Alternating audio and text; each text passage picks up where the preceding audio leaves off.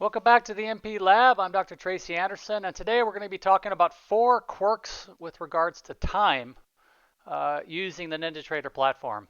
Great platform, but they do a couple things kind of odd. We're going to talk about figuring out how to use the bar timer, figuring actually how they name their bars. If you're scrolling back on a chart, what date are you looking at? And a really odd one with how they handle 1-hour bars in backtesting. So let's get on with it. It's very easy in TradingView to select the bar timer in the price column. In NinjaTrader, they handle it differently, and that is with a indicator. So we'll open up our indicators right here at the top. We can find our bar timer. We select that. We add that to the chart. And then I created another video on how to get a nice clean chart. You can see I don't have a bunch of noise up on my chart. It's just nice and clean. And how we do that is we come in, we find the label, and we delete this. Delete. Now we're going to apply this to the chart. And there we go. Times remaining.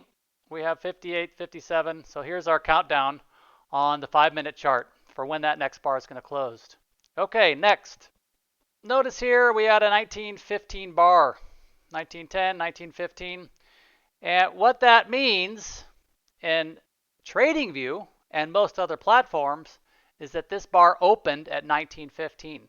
That's not the case in NinjaTrader. In NinjaTrader, this means this bar is going to close at 1915, okay? This bar closed at 1910, okay? So that becomes relevant whenever you're noticing some odd behavior with setting times and indicators or strategies to understand that their naming of their bars is different. It's at the close of the bar, not the open of the bar. Okay, number 3. You can see here I've scrolled in. I've got this chart here, but I don't really know. I've scrolled back. I found some interesting price action, but I have no idea like what date it is. And I don't like that at all. I want to be able to know exactly what I'm looking at.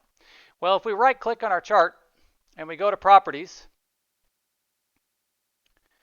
we have lots of properties for our chart. And here is the magic field is show date range. We're going to enable that and apply it. And there we got it. Now this is the exact range on our chart, okay, from the visual left side of the chart to the right side of the chart, okay, date and time. So you always know exactly where you are.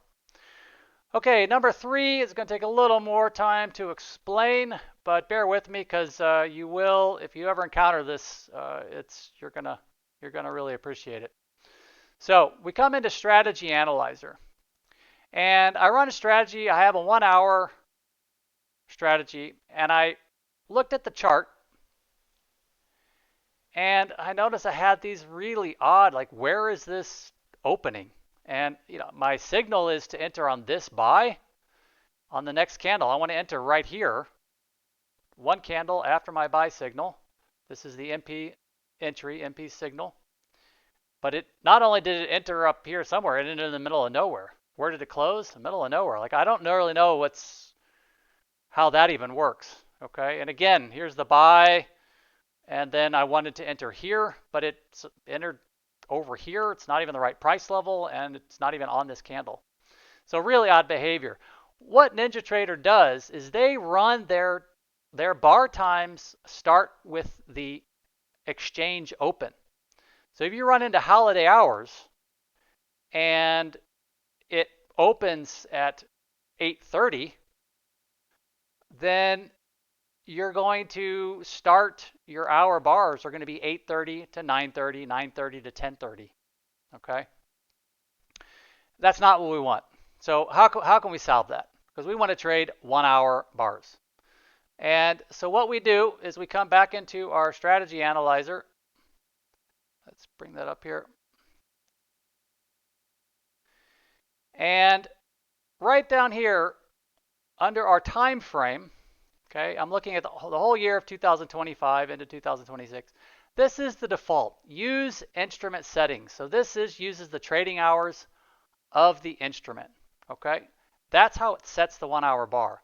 We don't want that. We need to change that.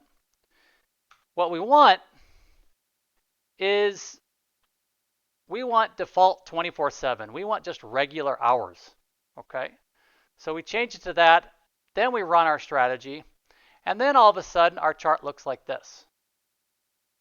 So we change this area, looks like this. We have our buy, we have a clean entry at the close of the second candle, okay? Beautiful trade. Again, a buy, open of the second candle, and we go. So you can see that then the strategy just makes sense. This is what I was going for. I just had to change those trading hours. So hopefully that helps you guys. Until next time, stay pro and always trade with an edge.